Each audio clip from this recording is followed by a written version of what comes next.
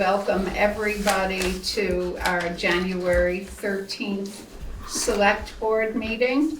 It's 6:30 and I'm calling this meeting to order. We'll start out with the rules of procedure. Sure, sounds good.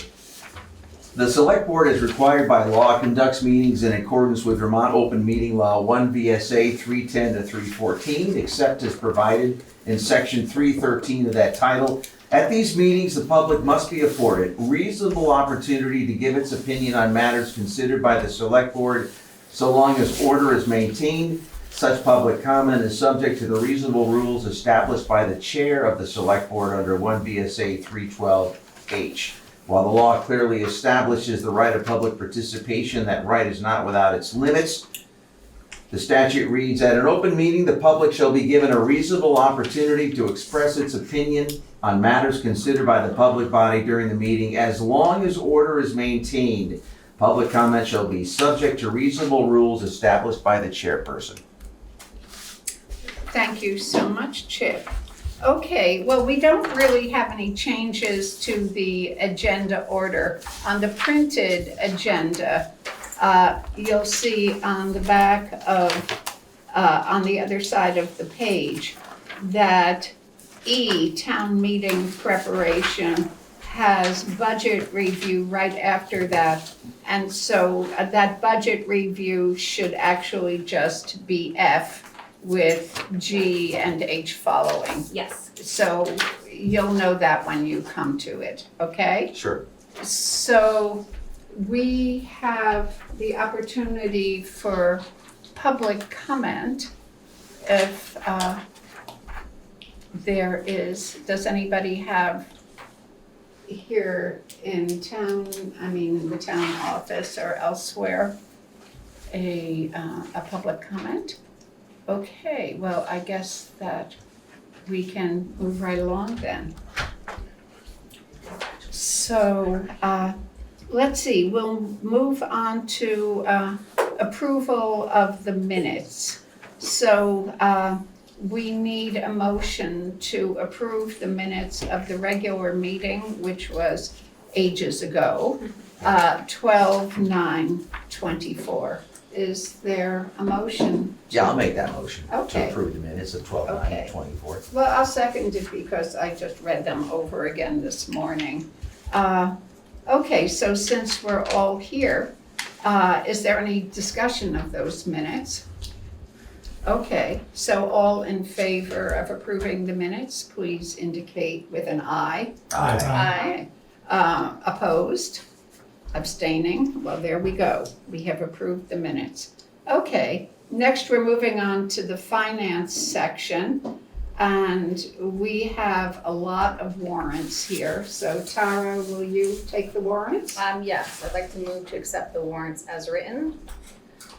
Payroll week 12/15/24, $8,424.39. Payroll week 12/22/24, $10,701.41. Payroll week 12/29/24, $7,849.96. Payroll week 1/5/25, $7,902.09. Then we have expense warrant 25/12 for $43,903.83, and expense warrant 25/13 for $65,349.52. Does our total change? Did it change or does it change? I'm gonna say the total. For a total of $144,131.20. Okay, is there a second? I'll second. Okay, is there discussion? Okay, so I see that there were some bills that were paid after the last meeting, but it does not change the total. Right, So- that's the total from the Yeah, last meeting. And I okay. have one thing to add, which is that this week's payroll has not been processed yet because our dear treasurer was out sick today. She will process it in a timely fashion and it will all be good for all the payroll for this week and we'll just approve it next time. Okay, so in warrant 25/12, there was an amount to Cargill for salt $2,765.59. This is the time of year for salt and sand, so there's going to be a lot of expenses. First choice communications, I have a question about this. ARPA plus election grant town office security upgrade. Yep. For $2,824.37. Is that software? That is the door locking system, and it does involve some cloud-based software. We're changing. Okay. We're in the process of changing the door lock Okay, to the key card. so first choice communications is the door locking system. Yes. And then that's a little note after what, okay. And then we have an IT consultant, John Minkle, for $1,750. And then the VLCT quarterly passive payment is $14,162.48. And then the Guilford Fire Department reimburses for $1,870.84. In warrant 2513,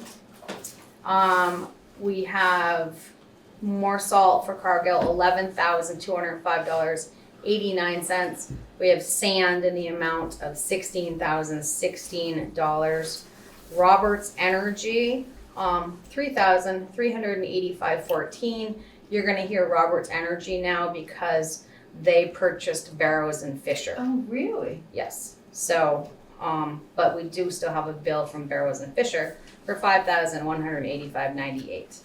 And then the Air Marketing Group, which is Emergency Management ARPA purchase, the portable AC units were $11,564. Thank you for that explanation, Tara. Sure.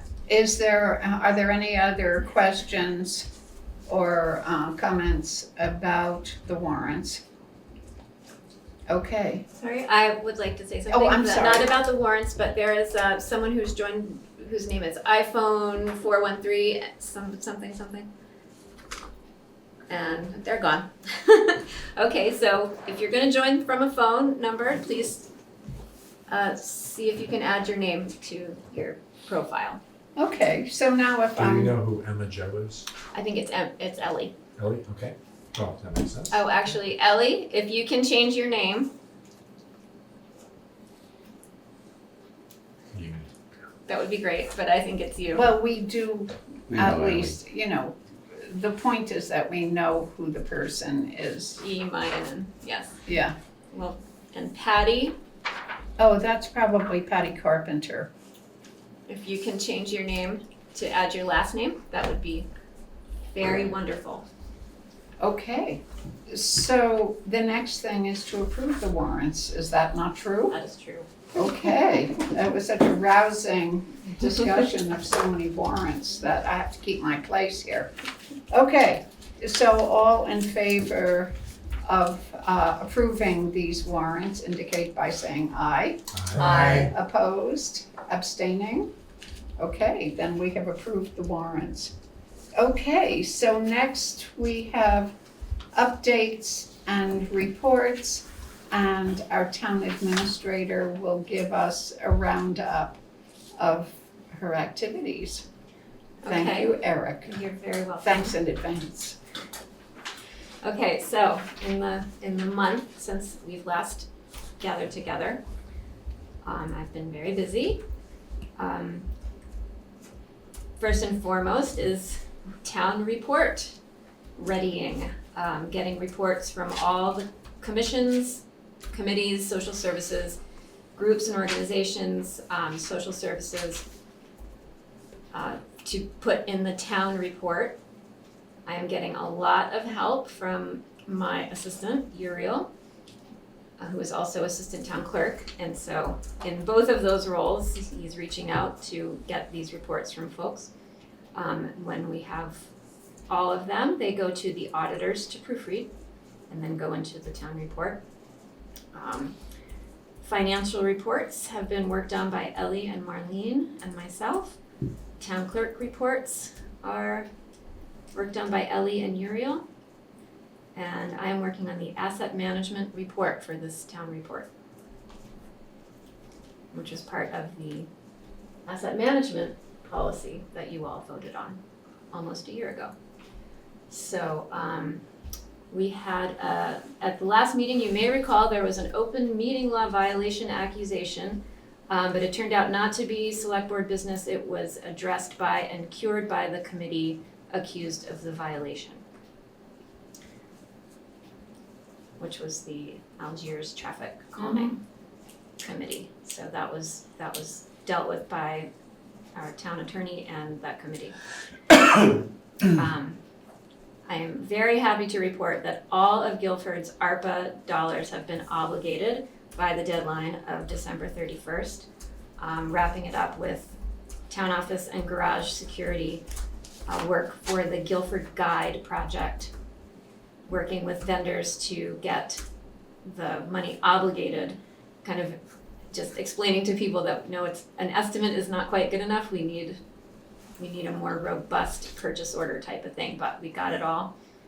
And we also had money to spend on an election grant from the Center for Tech and Civic Life. That was a $5,000 grant that we got in the fall.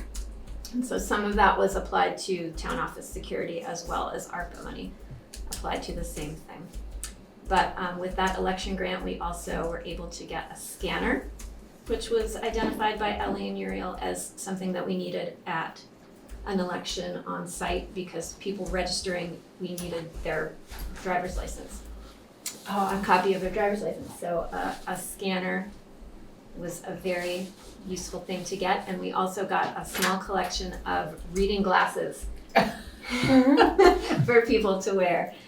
So we're really excited about that. At the town office. They're on they're here at the town office, but they're really for elections, so they'll go to the polling place. That's exciting. I know. So I'm communicating with V-Trans about the Slate Rock Culvert project. Wyndham Regional is project managing that, and that is moving ahead slowly. And if there's any real progress for you all to know about or vote on, I will certainly let you know, but it hasn't happened in the month of December. We wrapped up the budget workshops. All the videos are online. I set up our new select board member, Mike Sostak, with his email. It's Michael Sostak at guilfordvt.gov. Plus, if you know him as Mike, that will work too. Mike Sostak Oh, it will. is an alias, yeah. Oh, okay, thank you. Mhm. I didn't know that. Yes. I did some year-end reporting for a deferred loan for Algiers Family Housing. It's an annual closeout financial report using the GEARS site. It is very complex yet pro forma. The Agency of Commerce and Community Development helped with instructions for that. Thank goodness. It's a loan that the town doesn't really ever have to worry about it. It closes in 2035, I think, but there's reporting to do on it every year. So I did that. I worked with Dan Ingold to get the emergency management ARPA purchases out the door and handled, and those are all in hand now. He's gotten delivery on all of that and has tested them, and they're working well, it seems, the cooling units and the batteries. So in collaboration with Ellie, Uriel, and Ashley Pinger, our animal control officer, Ashley set up some rabies clinics, and I can let you know when they are. They're going to be February 26th from 4 to 6 p.m., and that's a Wednesday, and a Saturday, March 29th from 10 to 12. Those are the rabies clinics in support of the fact that dog licenses are now due.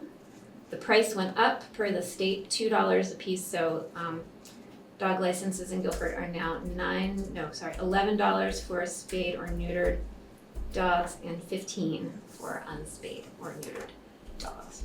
Can you tell me the date on the second rabies clinic again in March? Yeah, we're gonna start publicizing that quite a lot, but it's March 29th Thank you. in the morning, on Saturday morning. Working on town meeting planning, I've confirmed that the Guilford store will be coming to bring some delicious food. I've confirmed the things I need to with the school. We may need more chairs. I'll work on that. Confirm that BCTV knows about our Saturday date and will be available to come.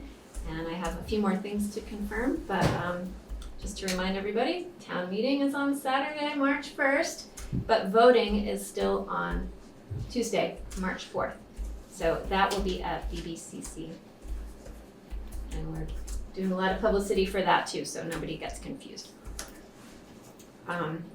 I did a VLCT town meeting prep webinar, and I learned something that we will discuss later in this meeting. And that's it.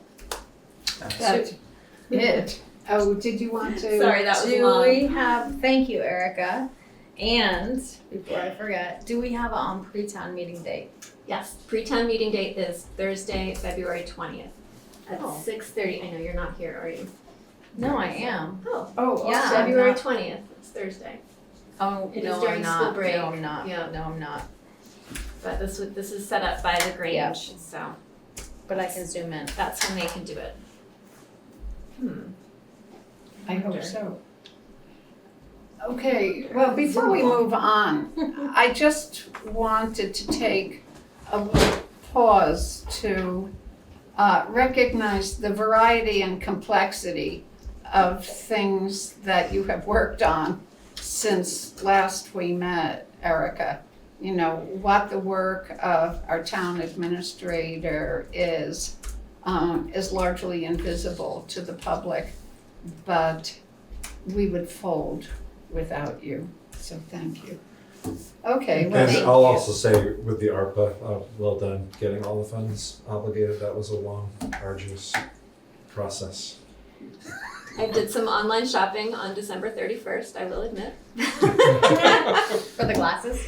Not the glasses, no, I got some battery backups for some computers. There Took we some- go. So, yeah, Good. Some It's creativity too. yeah. but it was also, Make it you know, happen. just to think about the end of that particular ARPA era. Mhm. And I mean, I know this isn't on the agenda, but just, you know, a pause also in my own mind to think of how much good has come to our town.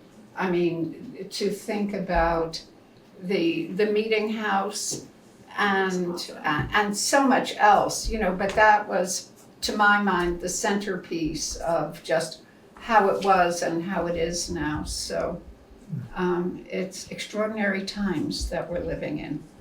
So here we are, it's time to hear from Jimmy Friedman. Will you come on up? Sure. And welcome. Yes. You can have a chair.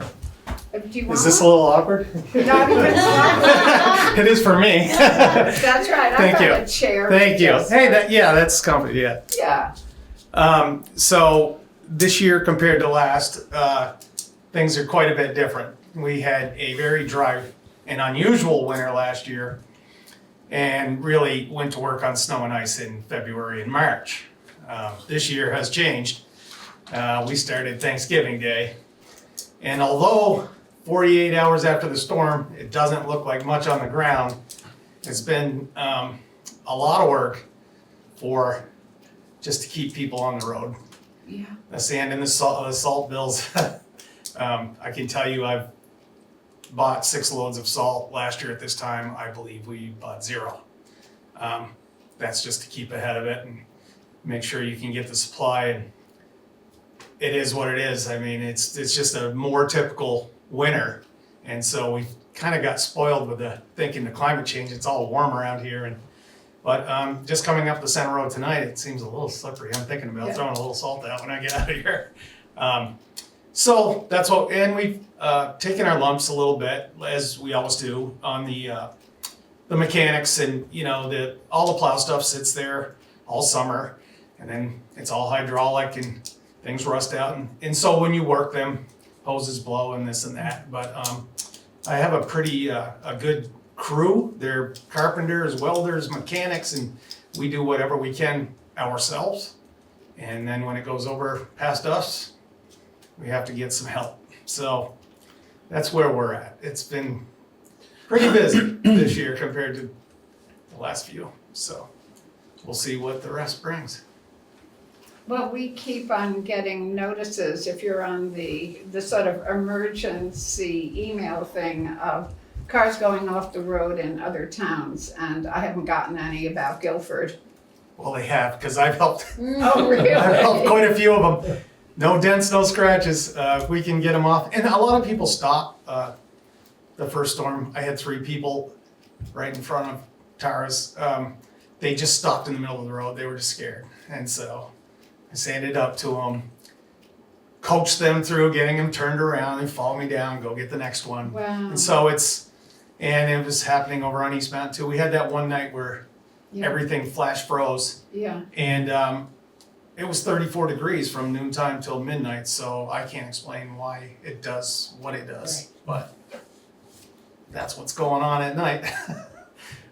So we, do our best for everyone and try to keep everybody on the road as best we can. So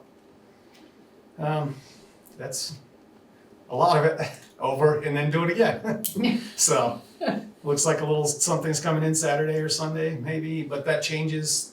They're not very good at a week out, but at 48 hours, so things change. You always try to keep track of it. So Really, have you found that the predictions close up are accurate? they're much more so. Uh-huh. Yeah, you can trust them at 48 hours at a week. Uh-huh. It's really not even worth talking about, but we Right, do because right. that's what we do. Yeah. We all have different apps and you Uh-huh. just look at everything and up close, it's fairly accurate. So Where do you get your weather? Which app do you? I use them all. Oh, you do that? I do. Take it out. CAX, Take it out. 9, Weatherbug, whatever, whoever, Of course, you want to take the one that sounds the best, Right. or, daytime from 9 to 5, that'd be great, but that's not usually what happens. So, Mhm. Do we have space to keep all the plows housed under cover? and the ones, we keep all the 10-wheelers inside. So we did have a situation, I've been getting some education. It turned cold. Vermont had almost a record of 2 years without below zero. When I was a kid, 6 to 12 days Right. of zero is how you learn how windpipes burst and Right. all the stuff that we all, start burning the furniture because you need the heat, that kind of stuff, which is mostly gone. Well, Uh-huh. it turned cold this year and I busted that record. And one morning we came to work and nothing outside would start. Nothing. 3 1-tons, which we plow with all of them, the backhoe, the loader.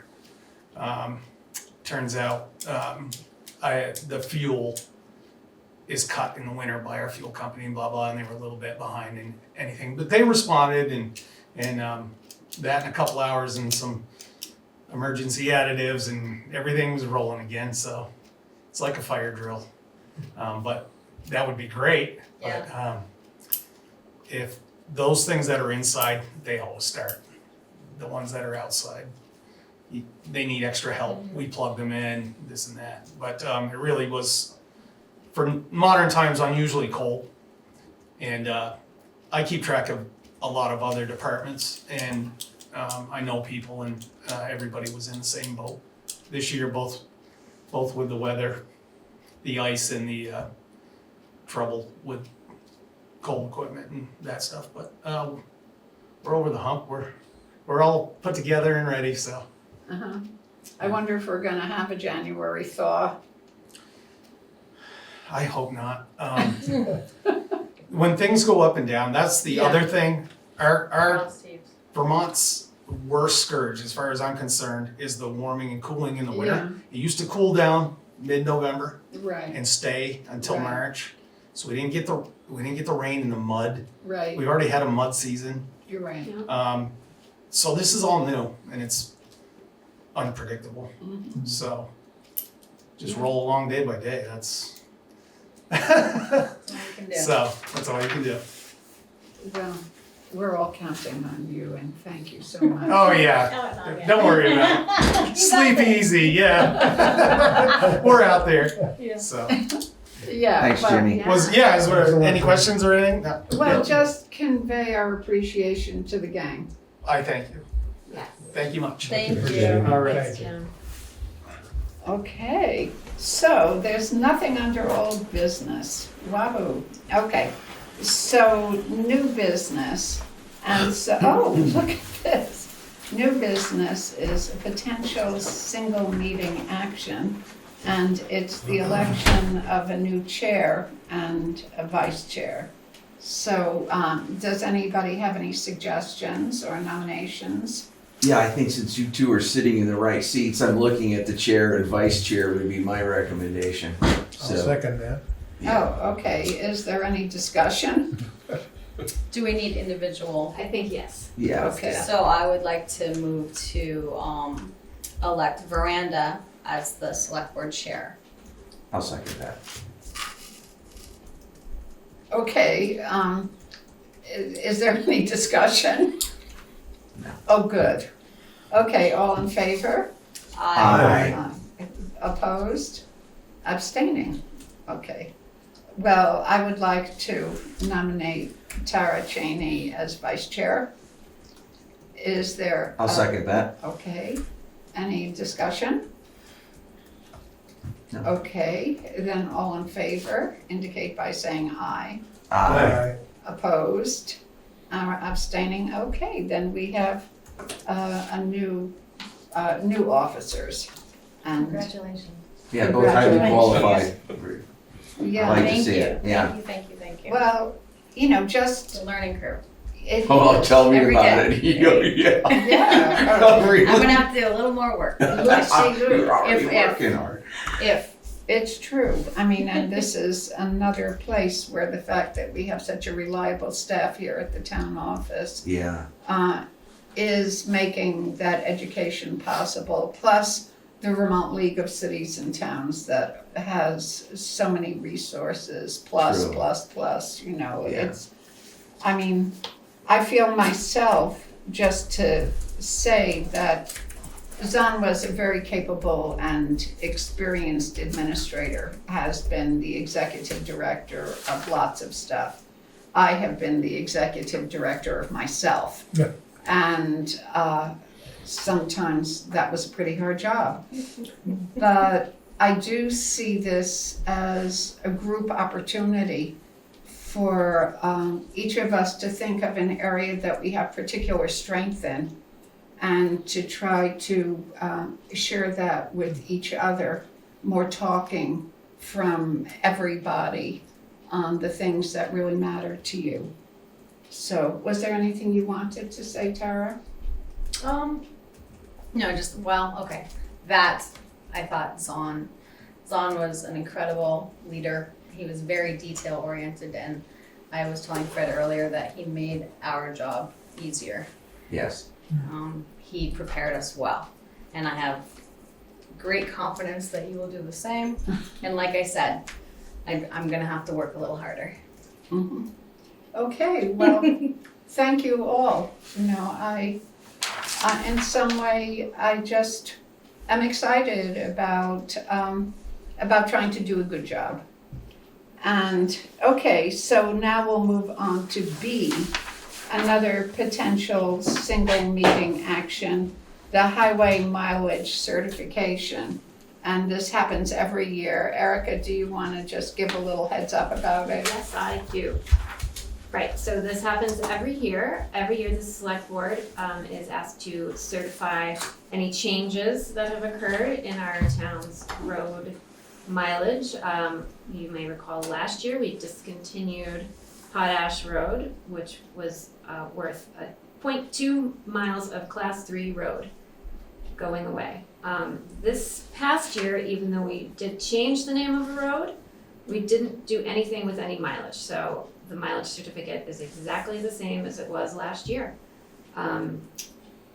We have a total of 77.463 miles of road that Guilford maintains. 17.25 Class 2 miles, 49.53 Class 3 miles, and we have 10.683 miles of state highway. that we don't maintain. We have almost 9 miles of class 4 roads and 4 miles of legal trails. So no changes from last year, so I submit this to the select board to sign, and the next thing I will do is the town clerk gets a copy and V-Trans gets a copy, and then it comes back with their signatures for recording in our highway book. And so this is a vote.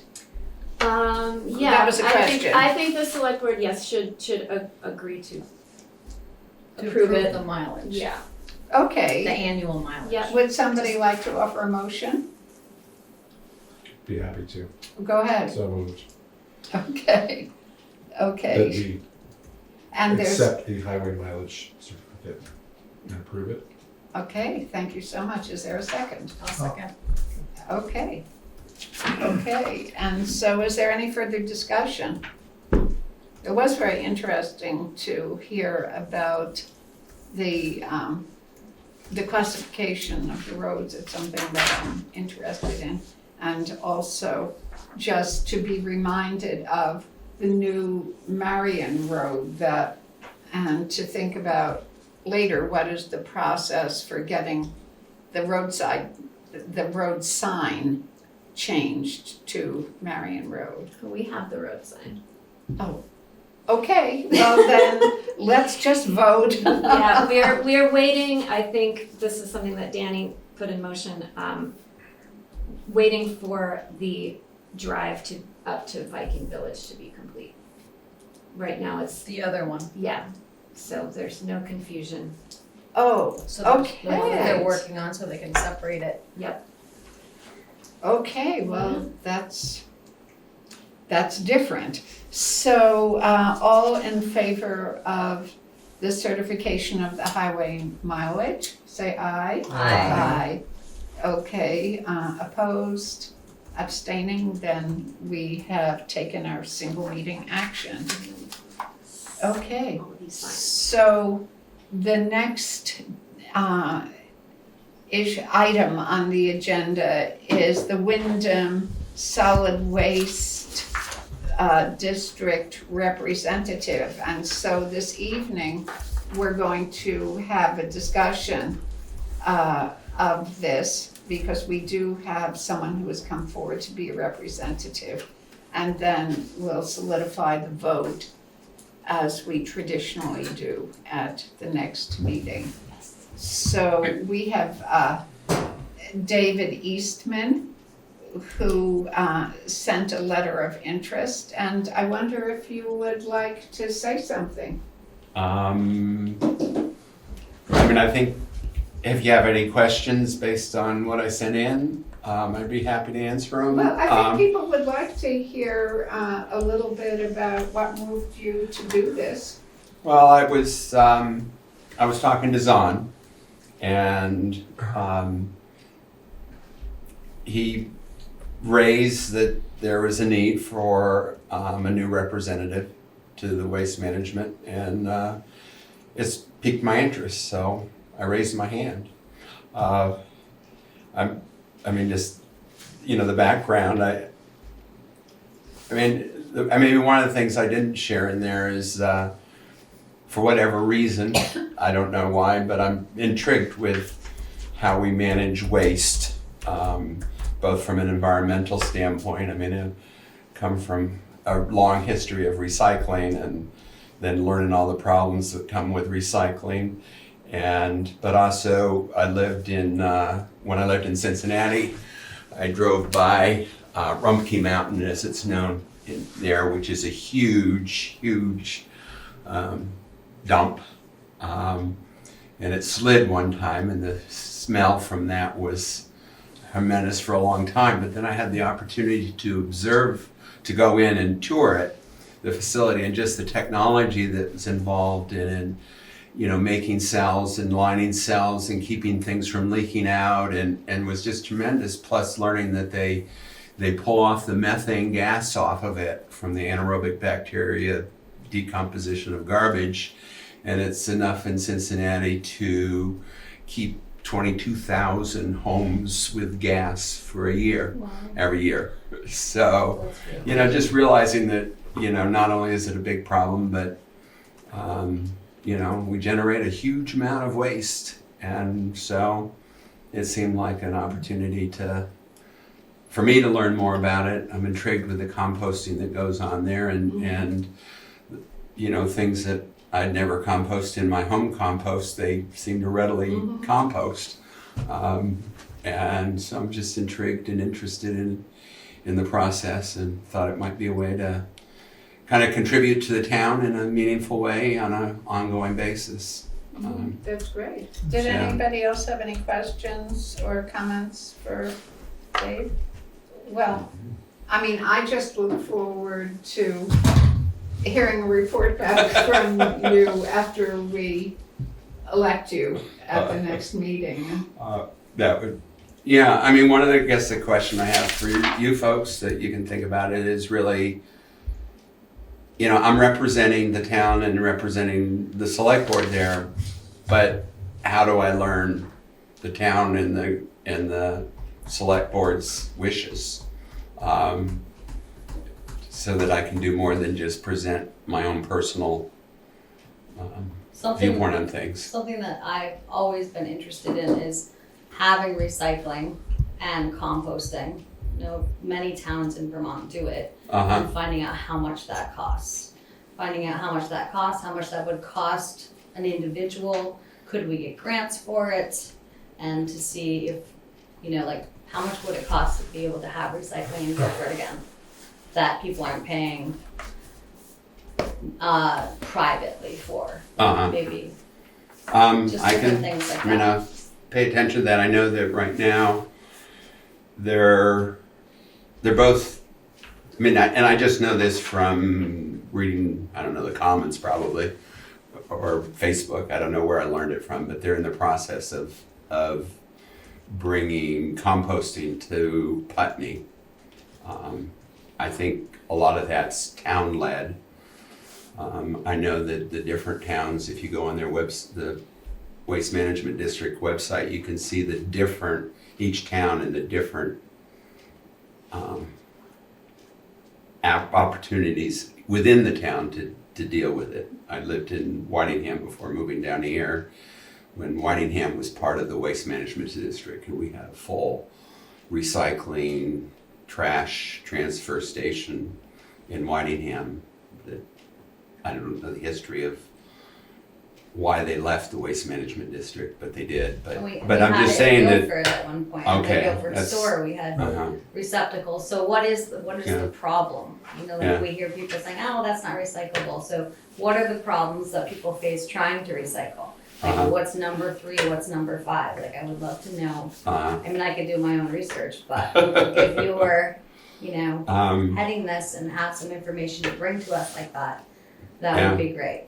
I mean, the definitions of what's recyclable and where it's recyclable and stuff, it's all on the Waste Management's website, readily available. Okay. Plus, you can always ask specific questions. I've done that personally. Maybe I'll look into Yeah. that and come back. So it's really sort of what, I mean, I don't think there's any overall issues, I'll learn more, but issues with bringing some of that to Guilford, but it would be, I mean, besides time and money. Right. Okay. I'll do my own research. Yeah, well, I think that, you know, we all have a lot to learn. We haven't had a real active rep in quite a while, and you know, there are people in Guilford who make their livelihood as trash haulers, and it would probably be good to converse with them as well, you know. Anyway, I really welcome your enthusiasm. It's great, and so we'll be voting on this in 2 weeks. So thanks for coming. Okay, so next is Delinquent Tax Policy Update. And Ellie, is Ellie here? Ellie on Zoom? Ellie is here on Zoom. I'm gonna ask her to unmute and see what So we Hi have. there. Hi, Can you Hi, hear me? Ellie. Yes, we can. Can you hear us? Yes. Ellie's sick. Yeah, COVID. Oh, boy. How to hang in there, Ellie. Hope you feel better. Thanks.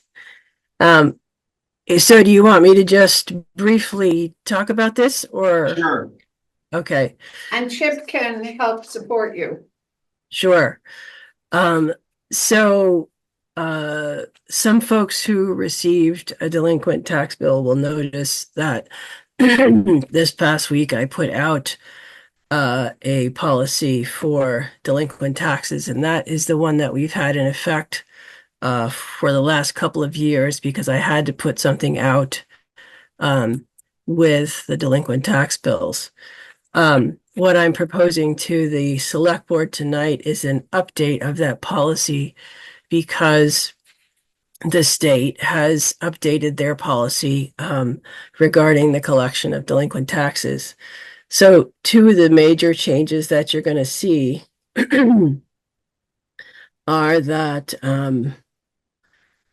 if I know people in the audience don't have the documents in front of them, but if the select board went to item B, which in the current one says the delinquent tax collector is available by appointment to discuss and formalize a payment agreement.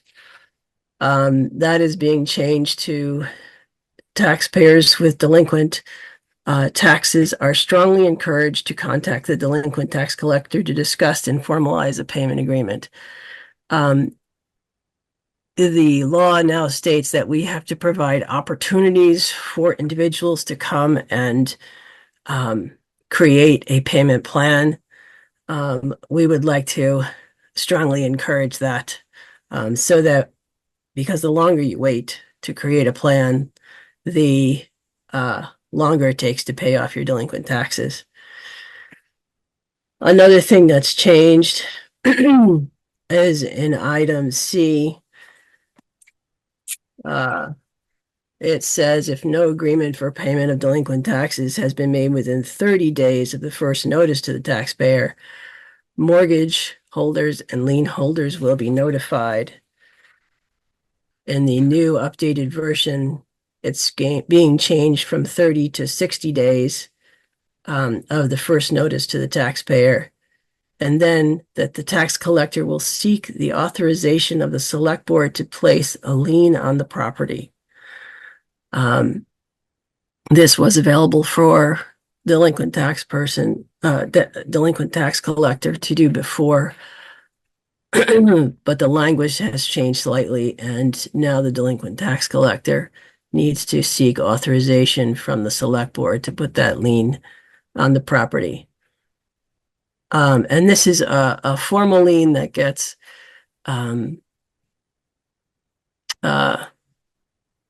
recorded through the town clerk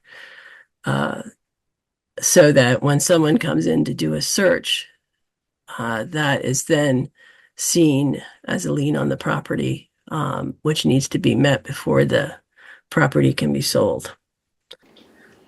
Ellie, can I ask, does the town get the opportunity to recover the money it costs to put a lien on a property from the taxpayer or? Sure, the cost is only $10 to put a lien in. It's just it's the recording fee. Okay. Excuse me, it's $15, not that. And Ellie, could I just ask, why was the change made to have the select board be involved? Select board should be, I think the state just wants the select board to be more involved or aware of the steps that a delinquent tax collector is taking. So there are certain things that they should be aware of. And this is one of those, that liens are going to be put on an individual's property. And it's also a step that needs to be recorded so that when you get down the road to a tax sale, certain things need to happen in a certain linear fashion in order for you to legally do a tax sale. So it's one of those markers. Does that make sense? Yes. Yes. Yeah. Going down to D, which starts off failure to make arrangements for delinquent taxes will result in further actions. And it talks about, in the original one, if the amount due is less than $1,500, then the delinquent tax collector can file a complaint with the small claims court. And in the next line, if it's more than $1,500, then, and the agreement has not been met, and the tax collector will begin the following actions to conduct a tax sale for the property, and it spells those steps out. In the updated version, that's moved from $1,500 to $5,000 as the cutoff, because it just makes more sense. Because any action that you're going to take is going to cost you more than $1,500, the town more than $1,500 anyway. So it just makes sense to move it up to $5,000 as a preliminary cutoff. The other key piece under number 2, if the amount due is $5,000 or more and no satisfactory payment arrangements have been made, or if the prior agreement has not been met, and the taxpayer is delinquent for more than 1 year, the tax collector will begin the process for a tax sale. So that's a new piece that needed to be added, which is part of the state statute, which I believe is in 32 V.S.A. 5252. So that is another key point. As I was rereading this evening, it occurred to me that I did not include anything here about delinquent sewer or delinquent water bills, which is also in that same state statute. But I would like to say that I'd like to keep this update as the current delinquent tax policy, and that the delinquent water bill can be a separate policy that the town creates. And actually, the sewer policy for delinquent bills needs to come from Algiers Fire District. So that is not our responsibility at this point. But the big news is that we can't take legal action until 1 year of delinquency has been completed. And my hope is, if this is approved, this delinquent tax policy, that it'll go out with the next round of delinquent bills, which will be February 1st. Sorry, I'm a little hazy. It's, Ellie, we truly appreciate you coming out of your bed of pain and discussing this so very lucidly. So my understanding is that at our next meeting, we'll adopt this policy. Yes, you can vote I have to a adopt couple it. of questions. Yes, before we- go I also ahead. have a question.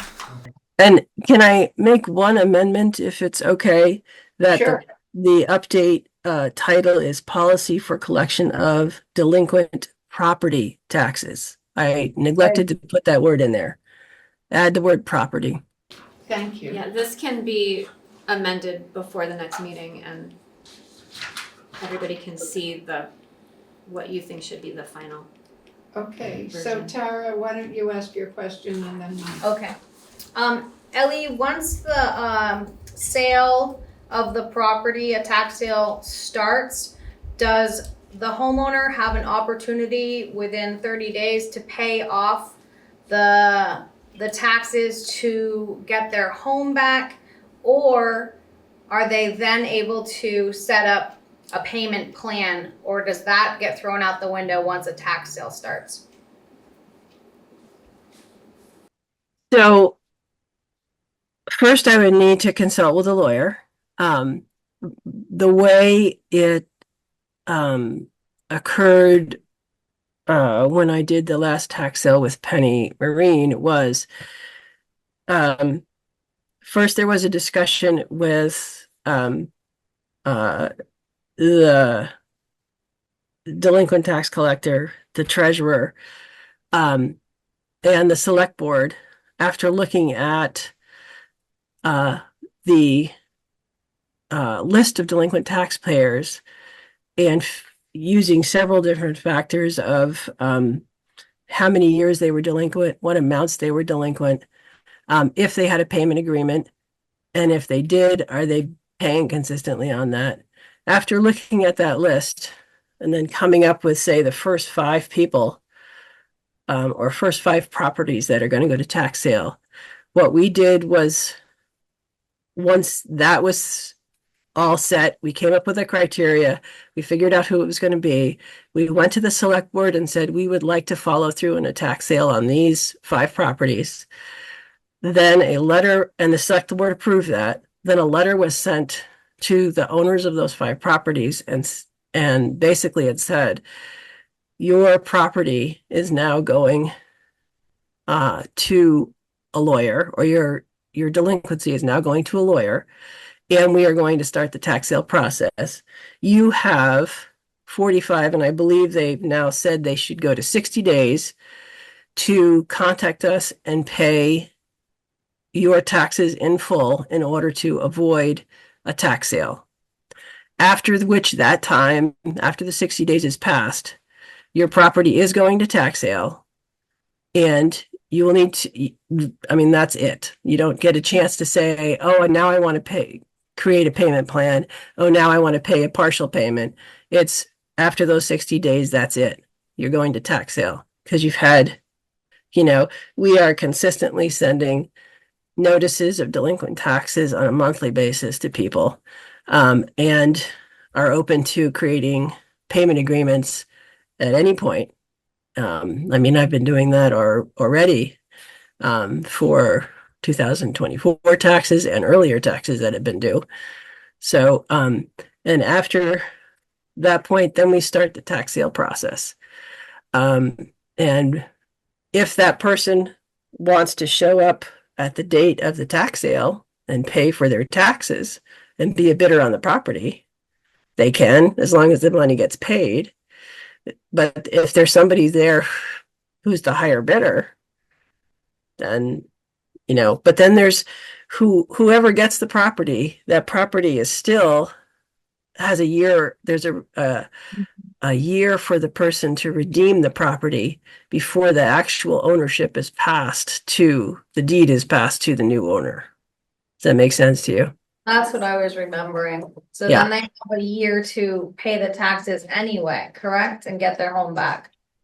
They do, yes. Okay. To pay the taxes, the the penalties and the legal fees as well? Right. They're not just paying what was due before the tax sale happened. They are also paying for any costs that were associated with that tax sale process that needs to get added on to the amount that they have to repay the town. Within a year. Okay. Yes. Your question? I hate to ask Ellie to speak some more, because you're feeling so bad, Ellie, but, Oh, don't worry about it. on C2 and on D1, there seems to be some room for discretion. On C2, it says may be notified. On D1, it says can file a complaint. Shouldn't the words be will, not may and can? Well, Or maybe the intent. I have thought about that. to me, it was kind of like playing hardball. Well, not really. I just don't want to put you or somebody in kind of a dilemma. Well, do I do it or don't I? If that's the intent, then maybe. Well, you're correct. It probably should be will file. I just, if I have another year like this year, sometimes I might not get something done in 60 days. There's, I mean, maybe it should be will. If you would like to make that suggestion. I'm not really hung up on it. I'm thinking it more that I just don't want to leave you or somebody else in a position of saying, well, do I do it or don't I? That's It's my reason for raising it. consistent. Will is consistent. Yeah.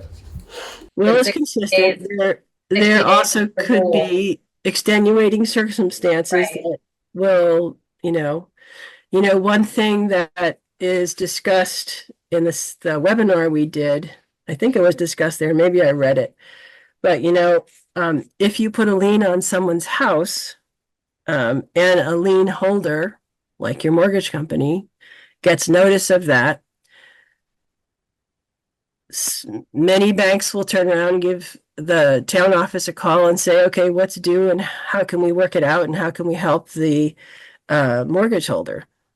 But some banks will see that as an opportunity to foreclose on someone's home. So, I mean, I'm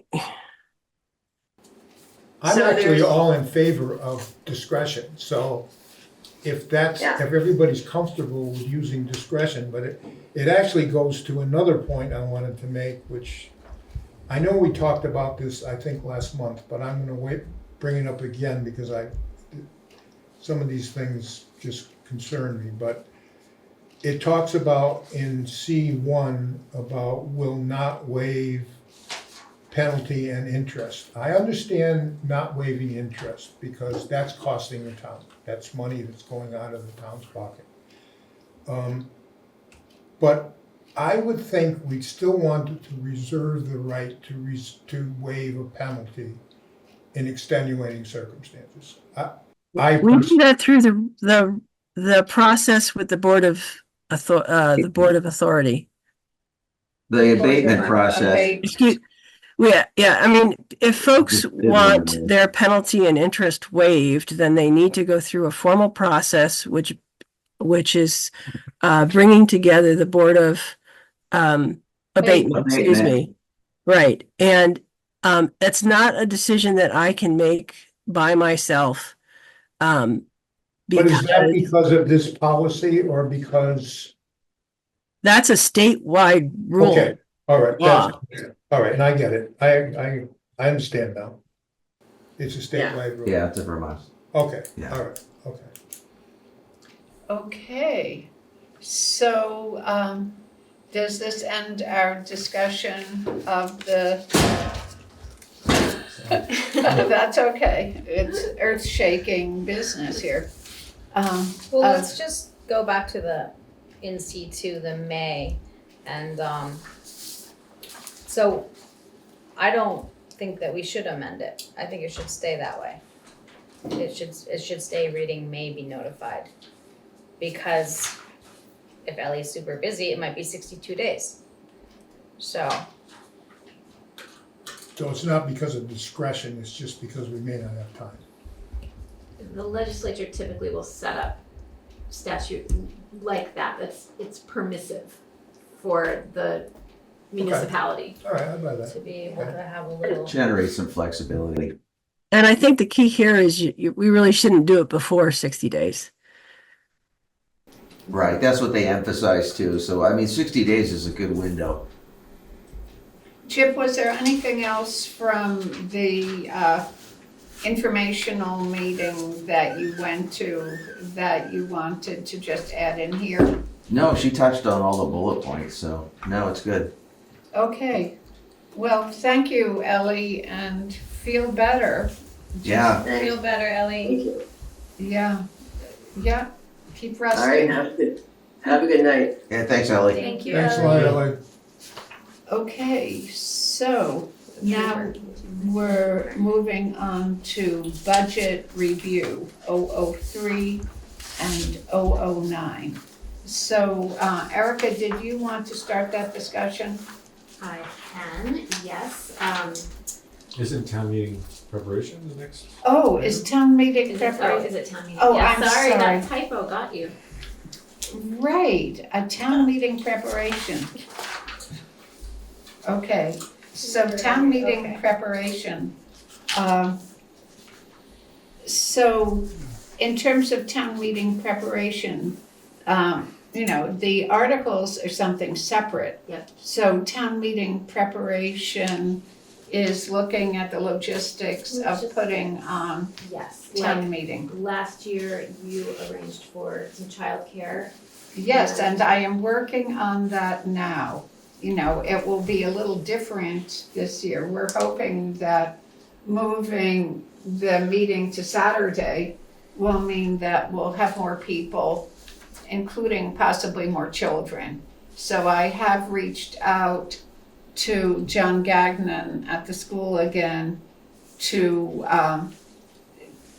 help us find childcare workers, microphone handlers, and to sign the room use for childcare, which were the main things. To provide snacks, to provide a certain amount of craft stuff for the children, just to be able to have that in place, because it's a much more formal process than it used to be. Now, maybe because town meeting is on Saturday, people will be making other arrangements for their children.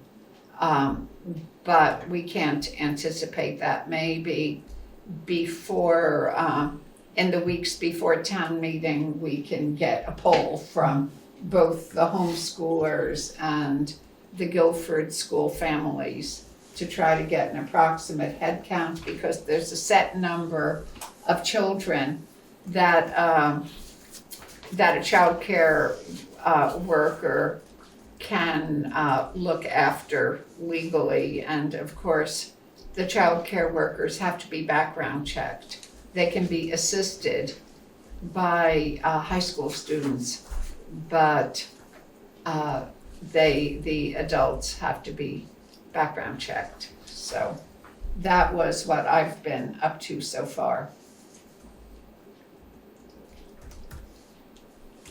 Is there more town meeting prep that you wanted to add to that? I think I went over it in my report, just logistics again, Mhm. furniture. Furniture, and Mhm. so, yeah, clearly town meeting will be at the school gym.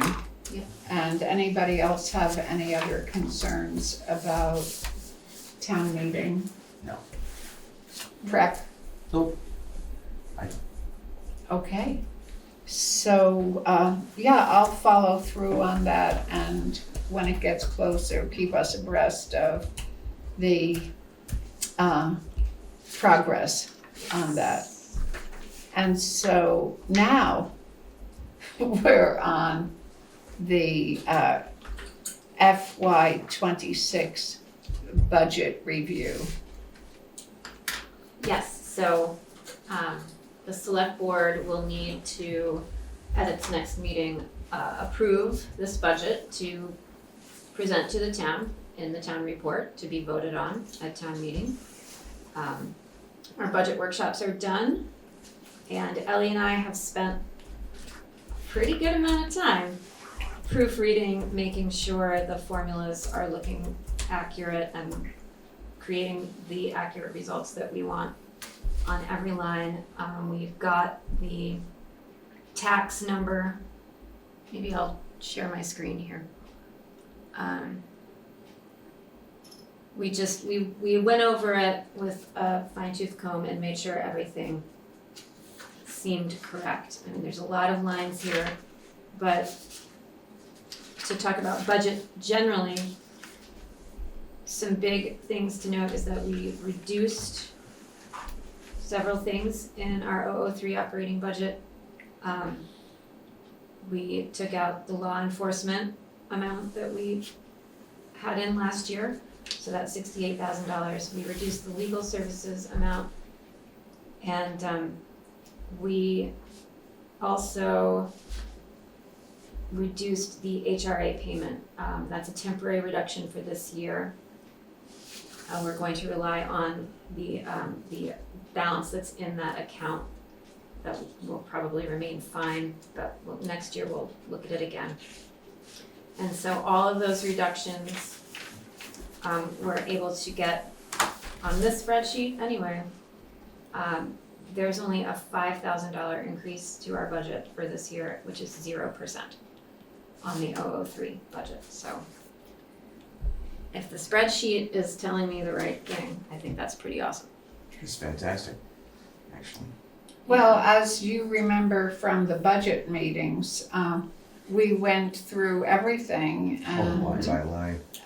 line by line, and we were assisted by Sheila Morse and Gordon Little, who stayed the course, and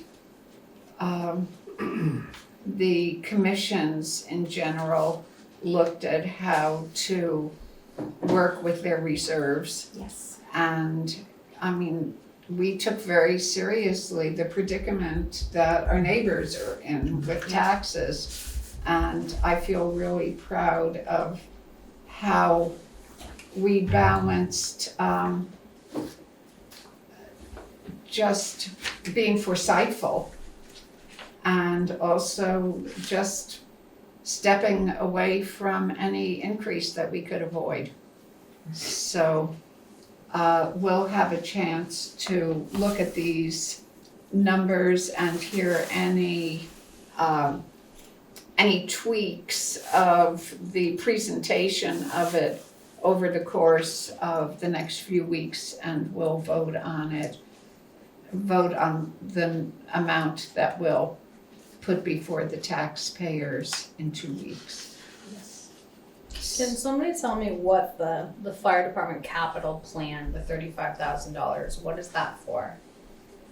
That is they used to call it the sinking fund, and now it's called their capital fund, and it's been $35,000 for a number of years, and they use it as their capital fund, just like the town uses its capital fund. To put aside a small amount of money each year to do bigger things like repairs. They mentioned a roof. Okay, Do we know how much money they have in their cap fund total? If it goes 35 every year, does it just roll over? Is that something they report? Is that in their budget that they presented? I can't remember. I don't remember. Got a meeting with I don't. Becky at some point. With Beth. Beth, I mean, yeah. Bristol. oh, so are you going to meet with Beth or? Yeah. Okay, I was well, gonna try and make the trustees meeting, but couldn't. Wife had hip surgery, so that got knocked that out of the water. But I'm just gonna get the narrative down. yeah, Yeah, good idea.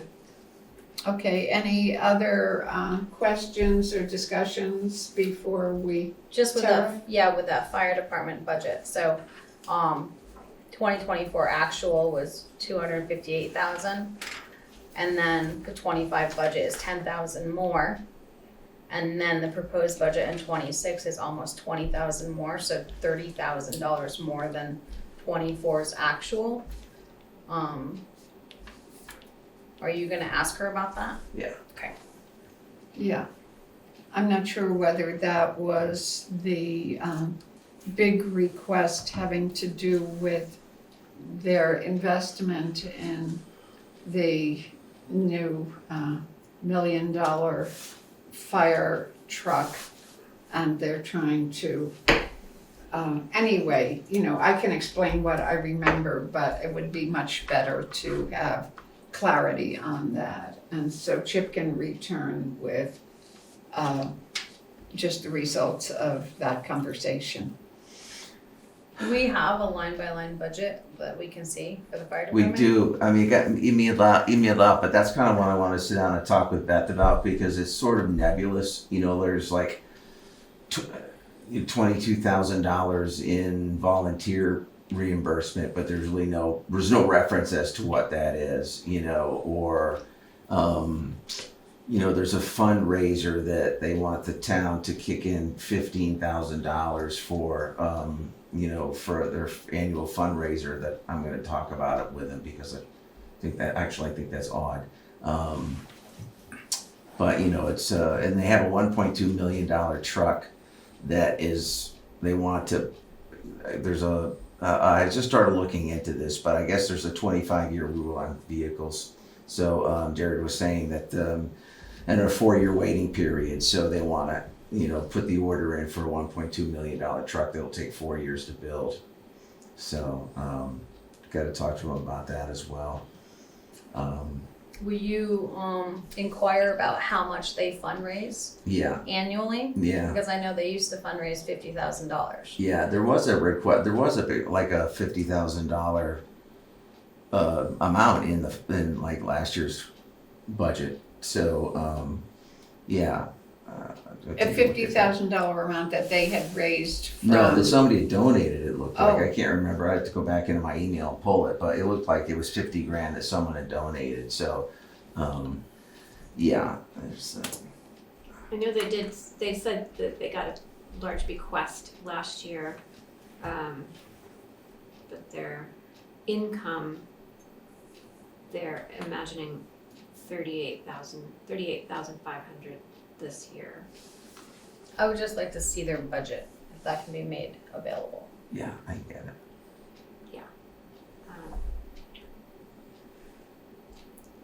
Okay, Yeah, it is. I can send it to you. It is a big. it's a And big they need a budget. new truck? they, from speaking with Jared, he seemed to say that they were obliged to get a new truck to meet the requirements of this fire department. And, I mean, of, you know, a fire department for a town, you know, a town like ours. And, I mean, it's a difficult thing because there's no way for them to predict how much they would need to use that truck. And, you know, other towns around us have different budgets for their fire departments. And it's, you know, and our capacity for mutual aid, I mean, the mutual aid is like secondary, you know, the town fire department shows up and calls for aid Right. if they need it. But the primary responsibility is for that town. And all of these places are so spread out that in an emergency situation, how quickly could one town help another? No, I mean, these are just things I've Yeah. been thinking about since I first heard about the $1 million fire truck. You know, my only question is that it's an independent entity, so it's the town that votes to approve, or as we all know, or to, you know, or make changes to the budget. So we have no supervisory role over it. You know, we can just we just can garner information and get some of the more specifics. You know, I mean, you know, as far as fire department's budget goes, it is, you know, it's one of the most expensive volunteer per capita fire department budgets in the state of Vermont. But you know, when you compare that to, I can't, you know, like, it's close to Bennington, and Bennington's like 344 grand, and it's the town of 15,000. You know, it's more than Chester, more than Putney, And more we than have Wilmington. 400 We have people? 2,100 people. So, That doesn't make a lot of sense to me, but like I Well, said, I'd it's- like to see the budget. yeah, but I mean, but what I would like to do is, I mean, we have no control over it. It's beyond our purview, really. But in the town meeting, I would like to make sure that because we did a lot of work, a lot of hard work in those budget meetings. And, you know, it's not that, and when she talks about it, I mean, 0%, you know, in terms of a budget increase in this day and age, when you just look at, take employee healthcare costs have skyrocketed, you know, more than double, tripled in some cases. So, you know, there has been a lot of sacrifice and a lot of work by a lot of people here in the town office and the committees to keep costs down. So I would like one, you know, at the town meeting, I want a bottom line, like this is zero. Then you add in $286,000 and your taxes go up by X amount. So it's clearly delineated if it can be presented that way. Because that way they get what they need, you know, and the town realizes the work that went into the budget as well. But I think there has to be a clear delineation over that. We need to talk about that. Yeah. Okay, well, we don't really have the fire department itself on our agenda, but it is adjacent to our budget. And so now the next item is the town meeting articles and a discussion about that, not a decision. Right, I can talk about that for a moment too. I am very pleased to tell you all that there are not 27 articles in the hopper for this town meeting. Yeah, I would love to avoid another 10-hour set. That thing last year was a marathon. I wasn't even on the select board then, and I thought it was a marathon. Yep, so we have a number of articles that are just either by statute or by tradition always there. The first several are, the first one is statutory to elect a moderator to hear the report of the town auditors. That's optional, but it's good to do. Something that's always done, so I did this draft. I left all that stuff in. I took out all the stuff that we voted on last year. That isn't coming up this year. All those tax exempt properties don't come up for another couple of years. There's the fire department and its capital fund are two separate votes. What article's that? Is it the fire sorry. department 6. will be Thank you. 6 and 7. Okay. Highway is Article 5, and that number is accurate to their budget. HCRS is still petitioning for the second year. They actually have reached their petition, have they? Yes, they have reached their petition. Quota. Quota, yeah, Years. so they get to be on the warning, and as far as I know, SevEds is also petitioning to get back on our agenda, but I haven't heard that they have enough signatures just yet. We do have their petition here. If anybody would like to sign it for them, and then we have the Article 10 is the rest of the social service agencies all together in one. The next article is the general fund. That number there is accurate. It's $1,395,019, of which $638,616 shall be raised by taxes and the rest by non-tax revenue. So I asked VLCT this because I wasn't sure if it needed to be there every year, but Article 12, shall the voters authorize the town treasurer to collect current taxes without discount? VLCT said yes, that should be voted on annually because it's regarding taxes for the year. Article 13 is something new that for this draft I added in per Ellie's request. She didn't request that it be an article, but I worked with VLCT and it will have to be an article unless we can find evidence that it was voted on previously by the town, which I could not find that. I don't think it has been. So Article 13 in this draft says, shall the voters authorize payment of real and personal property taxes on October 15th by physical delivery to the tax collector before 5 p.m. on that date. So that just means we're not accepting postmarks as on-time tax payments because the postal system is pretty slow. So that's what that means. And then Article 14, something that's always there. Shall the town vote that overdue taxes will bear interest at the rate of 1% per month or a fraction thereof from the due date of such tax to be charged after October 15th, and that's it. Mhm. And so looking at Sebeds, so they need to petition Yep. to, but my understanding was that there was discussion at a town meeting that they really didn't fall under the category of a social service, let's say the way Senior Solution or SEVCA was, and that with further inquiry, Sebeds was categorized as something that was a bona fide social service. And I was curious about whether you knew why it was a bona fide social service rather than an economic development agency in itself.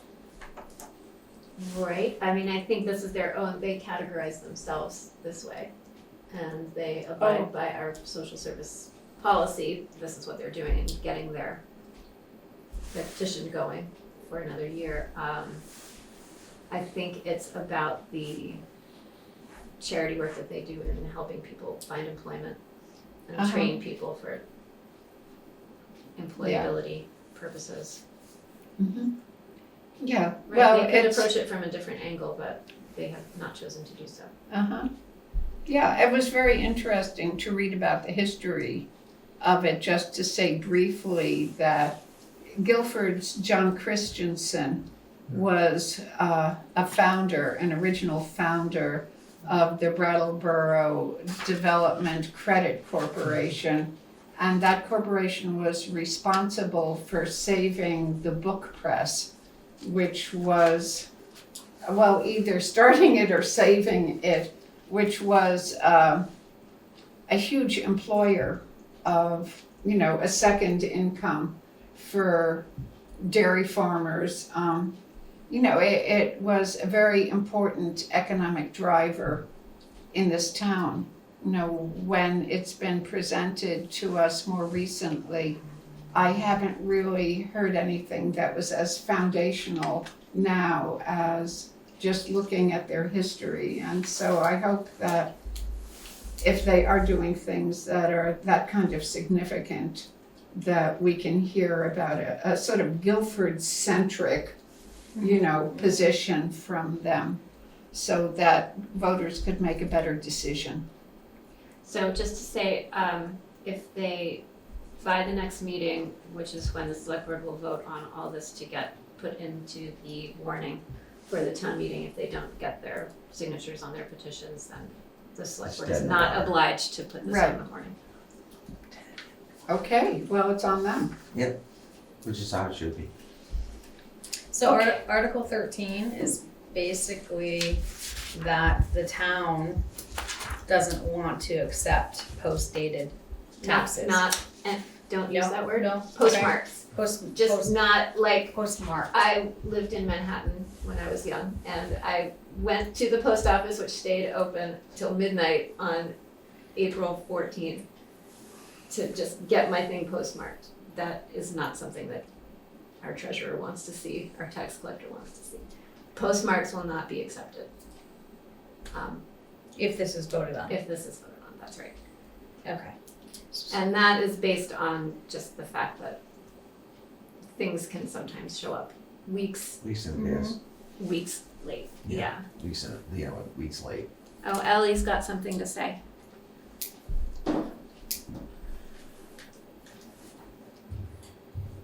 Yeah. But they recommend. Can you hear me? Yeah, we can hear We you now, can hear Ellie. you, Ellie.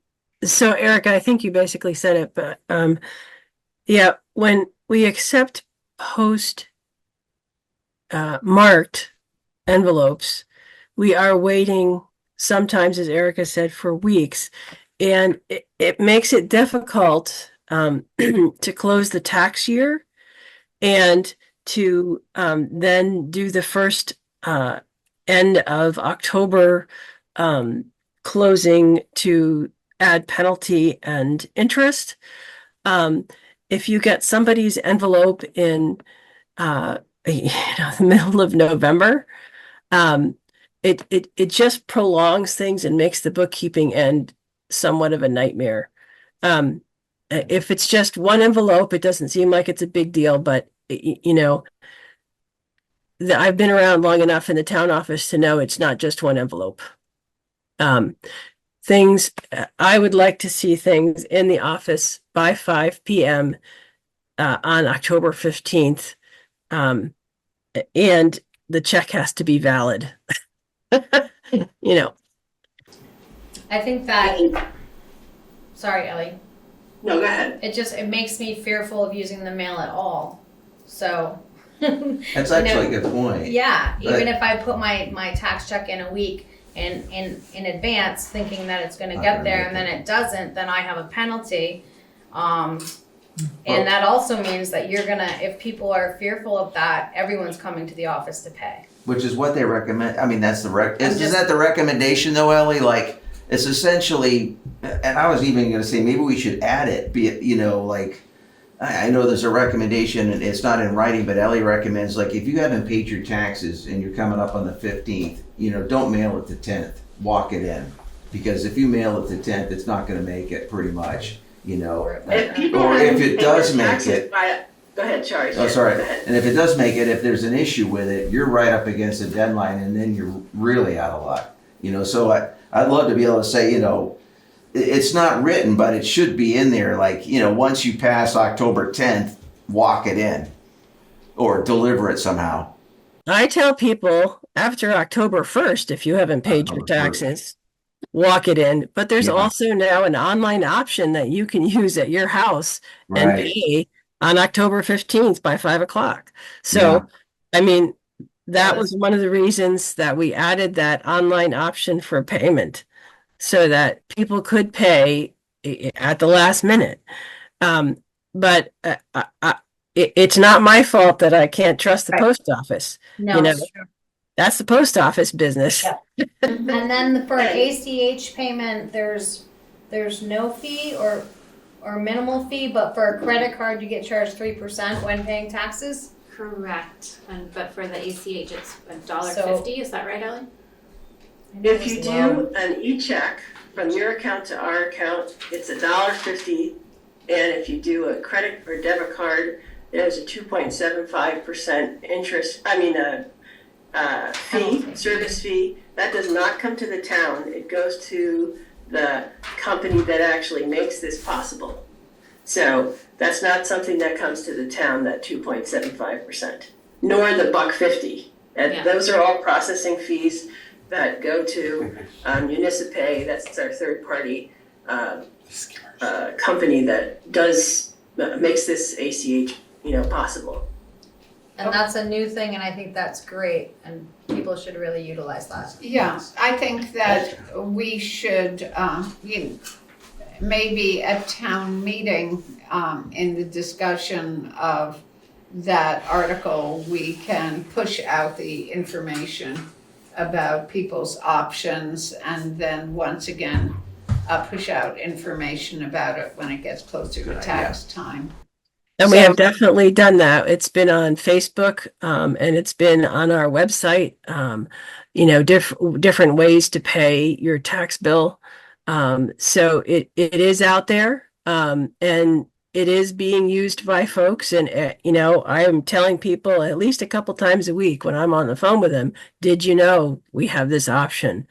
And they're appreciative of it. So, I think it's working. Uh-huh. Good, thank you. Well, thank you so much, Ellie. That really, it really has been transformative to have that online option, those online options. Okay, we're going to the last item on new business, which is the new state ethics rules and requirements. which is a big topic that we're going to discuss a small piece of tonight. I saw that riveting video, that 37-minute open meeting law thing. It's on Oh, you did YouTube. that. Yeah, there's an article today in the Reformer on it.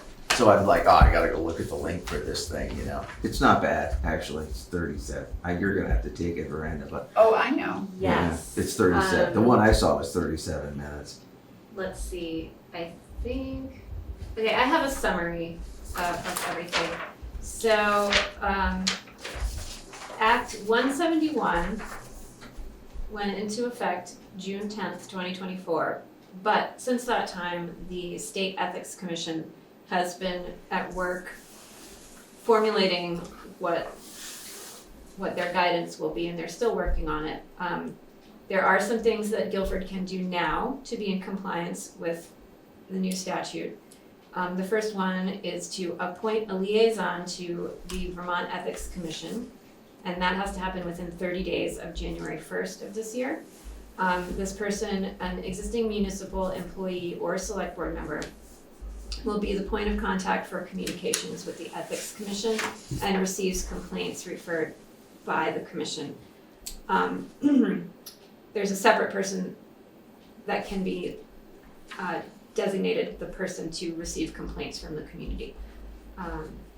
So at the next meeting, you all should vote on a liaison to the Ethics Commission. Another thing Is that anybody putting their name in for that? From the town I office? suggest that I should do it, and Uriel can be in help That's what I was with thinking. that, the Okay. two of us. Just wanted that publicly on the record. Thank you. Yeah, because it's an administrative I'm like, don't you have to deal with all that function. anyway? Yeah. Exactly, Yeah. and if That's what I, I was thinking. and Yeah. I would like to know about Okay. it all, so that's So, a good. Other than raising your right hand and going, I, Erica Elder. Yeah, so that's cool. All right. So there are a couple of things that I can just do very shortly because they're ready.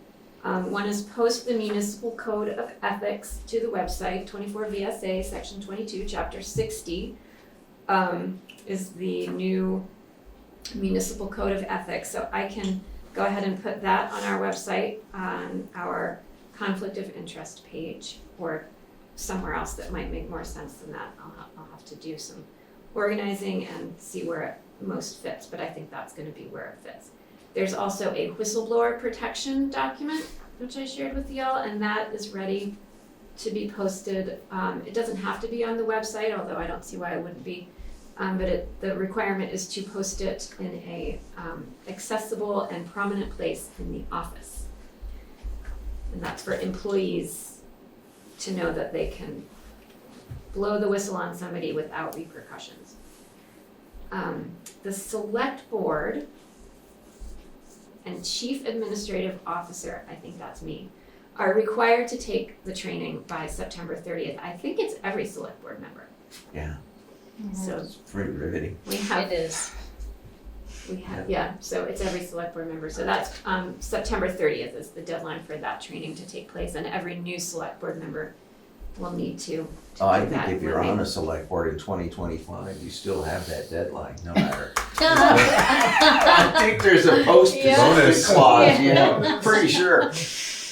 Mhm. Oh my goodness. And just to, for everybody who is here, this is meant to replace the old conflict of interest policy. This is a bigger project Right. to guide ethical conduct for towns, and every single commission will be guided by these same rules. So we'll be seeing how that goes.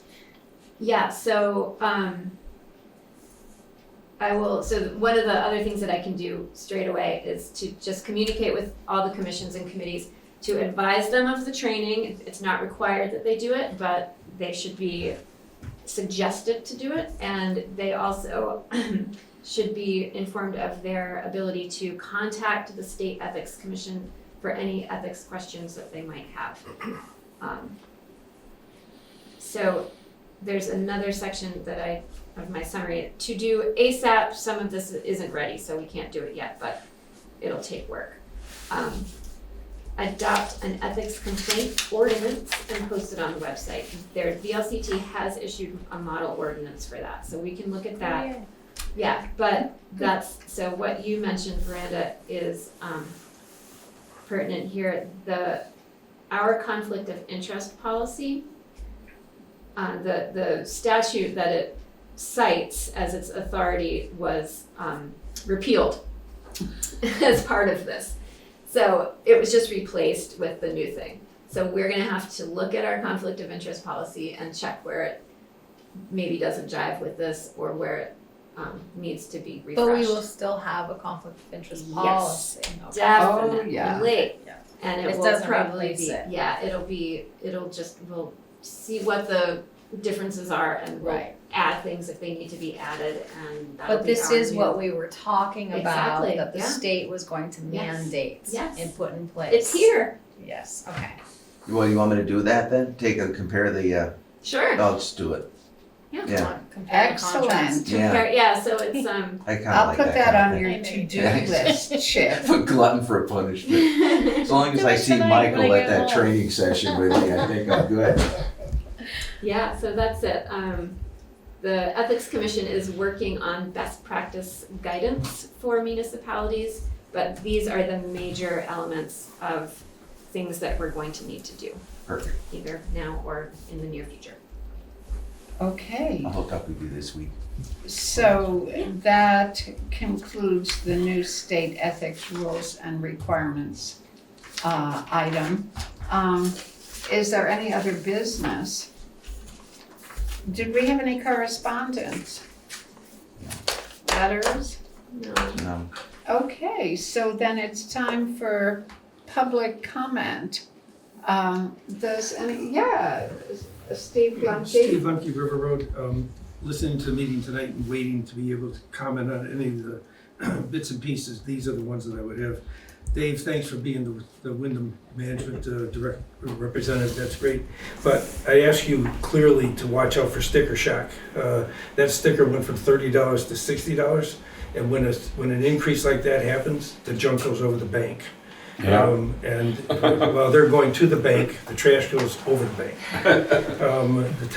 For the town meeting preparation, did that discussion also include the election preparation? That's a few days later because there was, minutes, if not hours of discussion about election things. So is that covered already? Covered, no, the town clerk is working on that election. The polling place is going to be the BBCC on March 4th, Tuesday. That is going to be the Australian ballot stuff, which is just our local officials.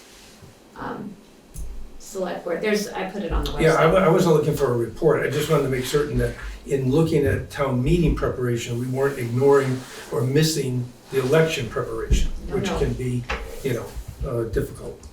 Right, no, fortunately, we have a whole calendar of statutory deadlines and dates, and the one for our town meeting has moved up a couple of days, but the election one stays the same. So every element of that has a statutory deadline that it has to be done by. Last year, one of the warnings, I think, was the tax abatements or forgiveness for not-for-profit organizations. There are none this year? Right. Okay, that's good.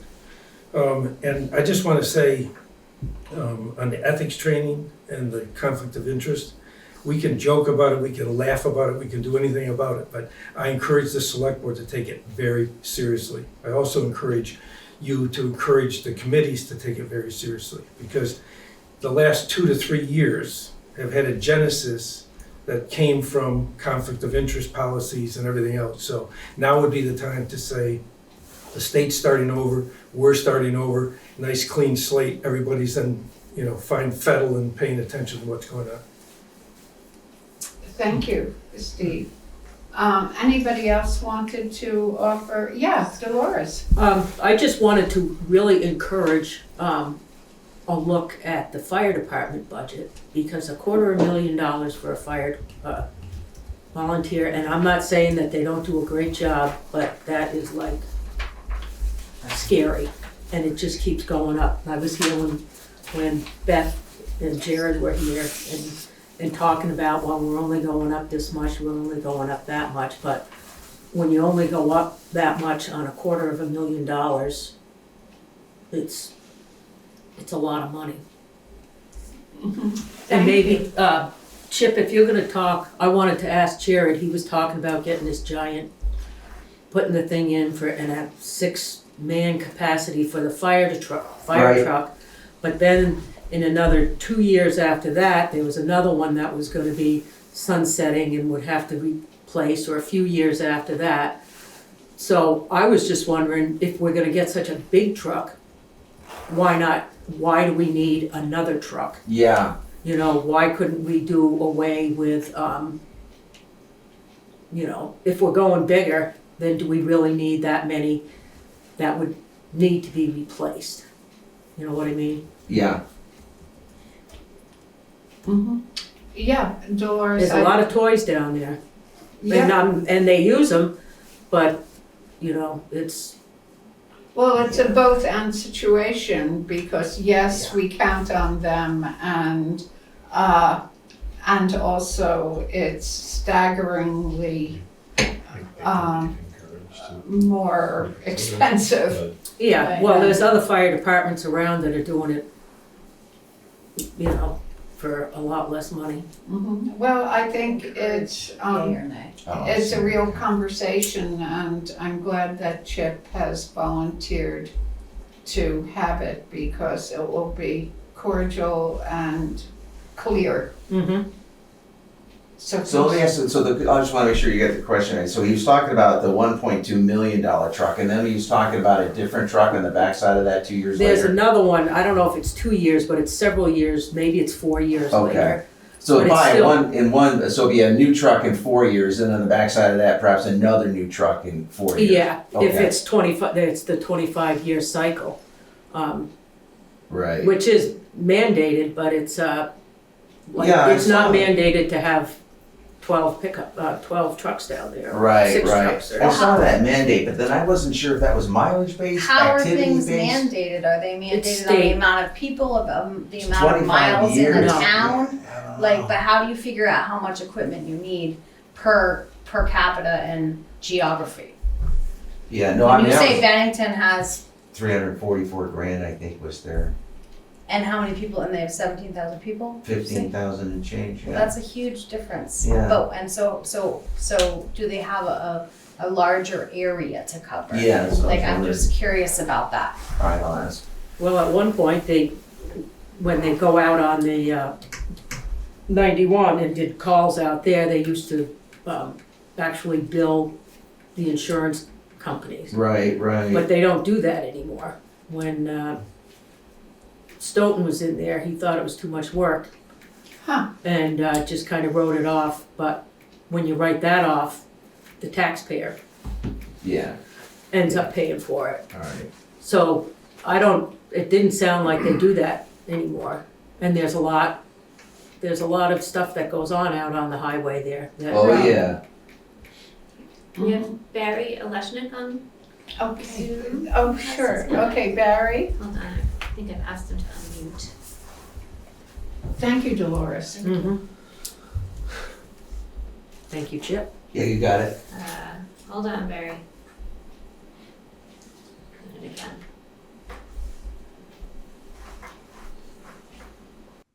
Hello? Now am I Yeah. unmuted? We hear you. Okay, thanks a lot. I only had one comment about the tax deadline and post office, getting away from the or unreliability of the post office. All good. The conversation as it went, it makes a lot of sense, a lot of alternatives. I wanted to add as an additional item of convenience that people should be made aware of.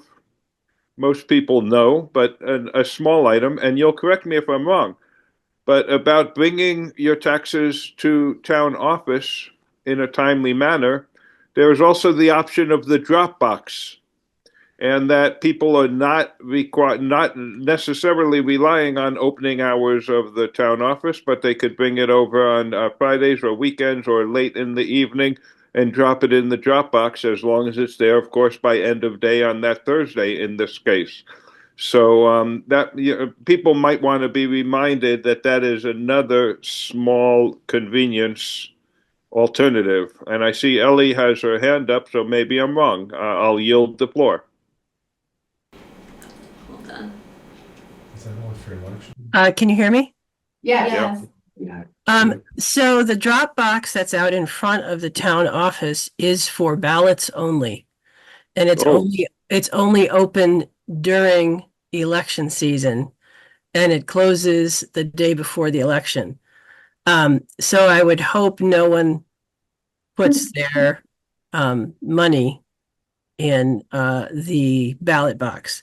It will be locked anyway. They I know won't- the town of Brattleboro does have a drop box specifically for payments, but the town of Guilford does not. Okay, thanks for the clarification. I only thought of that because I did use the Dropbox on advice for a different matter several weeks ago, and I thought that it was available for many or any communication or conveyance of documents or other for a town office. But I guess that when I used it, when I was told I could use it, that must have been an error. And so, thanks for the clarification. And I wonder, therefore, if maybe for the benefit of the citizens, if we consider having that Dropbox available for things other than election ballots. We would have to probably have a different Dropbox. Oh. And that because the ballot Dropbox is actually locked when it's not ballot season. Well, it wasn't for me that time when I was told to use it, but whatever. I don't want to make a big issue of it. It was just a thought to add to the conversation, to maybe add to the conversation. And I'm sorry I'm wrong. I'm sorry I took the time on misinformation. Well, it's good to clarify these things, and I'll make sure it's locked. Okay. Okay, well, I mean, I guess it's something that the town staff can consider whether having some other sort of Dropbox would be feasible. Okay, so moving on. Veronica, can I add one more thing to Chip? Bigger trucks probably weigh more. So for those of us who live on the west side of the bridge, Right. it's kind of frustrating to see the big truck parked on the east side if your house is on fire, you know. Right. This came up pretty dramatically when the Minot House burned. Right. So weight and, bigger isn't always the best. Getting a hose on a small fire with a small truck can make a big difference. So see if they've got that covered. Yeah. Yeah, I think that this is a really important conversation, Chip. And I know that you're very diplomatic and also very clear. Sure. So I hope it will be a wide-ranging conversation for all of us. You got it. I'll take input too from people that email me some questions. Love to have those. Well, maybe Chip could be the point person on this, and people could just get in touch with him if you have Questions. other thoughts that he hasn't Dolores, if already you think of heard. something, zip me an email. Yeah. I'm empty now. All right. But you did say that any time that Guilford did service on 91, which is a state highway, we got reimbursed from insurance companies in the past. Okay. And so that would definitely be a I mean, if it question. was applicable, Mhm. for accidents and, which is, I guess, the only reason they would go out there. You can, yeah. Okay, yeah. And just to add that discussion, I mean, I was sort of surprised when I asked and found out that even though the 91 splits the town lines, I don't know how much is in Guilford, how much is in Vernon, but or even Brattleboro, because I think they cover from at least exit 1, if not further north, all the way down on 91, he said that, and I just wonder whether that's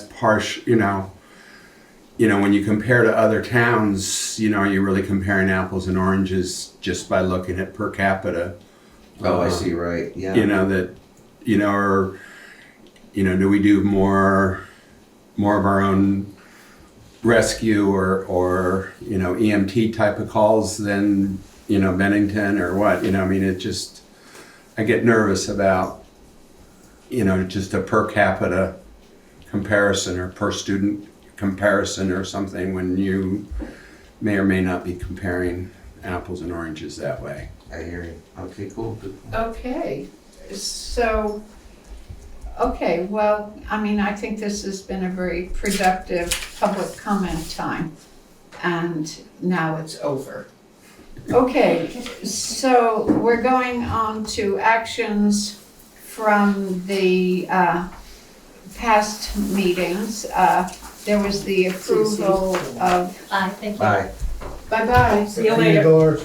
There was the approval of the 11/25/24 minutes, approved warrants, approved 2 ARPA expenditure proposals, appointed a new select board member, accepted pre-town meeting date created, restricted bond funds. Actions taken tonight were approval of the 12:09 minutes, approval of all of the warrants. We approved the election of a chair and a vice chair, and the highway mileage certification.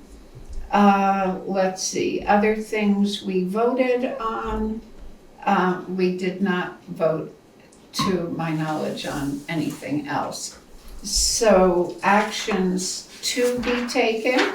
I believe we will proceed with our business and hear reports from people who have taken on tasks to do. Was there anything else? We all need to do the ethics, V.S.A. That's an action that we need to take. Oh, that's individually. right. It's Well, actually at the Ethics Commission's website. Okay. It's linked in a lot of those documents that I shared. Mm-hmm. yes. We have some reading and studying to do, but they're not, Right, sorry. I don't know. I need to get more information about actions to be taken. Do we have any other actions that we have to take? No. No, okay. Then I guess it's time for that moment that people are waiting for. Can I have I will make the motion to adjourn. Okay, is there? I'll second that. Okay, and is there any discussion? Well, thank you for bearing with me for my first Good job. chairing Great. meeting. Yeah, nice job. Good Well, job. I just felt that we had a lot of cooperation here in this room, and I hope that that's how we'll go forward. That's not gonna So, change, Miranda. the meeting is adjourned.